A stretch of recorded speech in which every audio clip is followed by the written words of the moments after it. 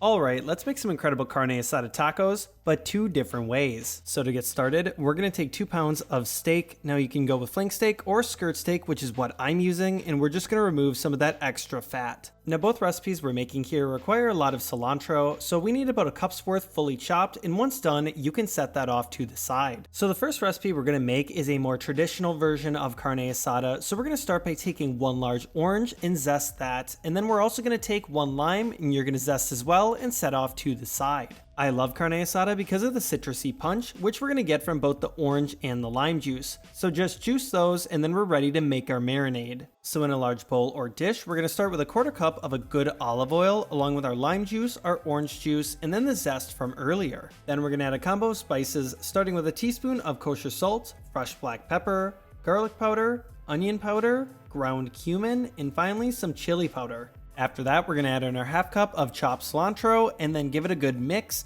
Taste for seasonings, but I think a little bit of soy sauce makes this extra good, so we're going to add in just a touch of that. Now we can add our pound of skirt steak into the marinade and just mix around and make sure it's plenty coated. We want to let this sit for at least an hour up to overnight to get best flavor, and every few hours, move it around so every side gets evenly coated. Alright, now we're on to our second recipe, which has 2 stars of the show. One is this Goya bitter orange marinade, and the others are these Goya packets that have a little bit of saffron, and we're going to go ahead and use these. And because you know I love citrus, we're going to take another lime, we're going to zest it, and then we're also going to juice as well. To make this marinade, we're going to take another 1/4 cup of a good olive oil along with 1/2 cup of our bitter orange marinade. Then we're also going to add in our lime zest, 1 of the spice packets, and then a 1/2 cup of our chopped cilantro. Give this thing a good mix, and then taste for seasonings, and I thought it needed just a little bit of extra salt and pepper, so I probably added in maybe a 1/2 teaspoon here. Once ready, we can take our pound of skirt steak, add it into the marinade, and the same as the last recipe, just make sure this thing is plenty coated, and shift around every few hours. Traditionally, carne asada is made on a grill, but I didn't have one, so we're going to do it on the cast iron. So get this thing to medium-high heat, and add your steak and cook for 2 to 3 minutes per side.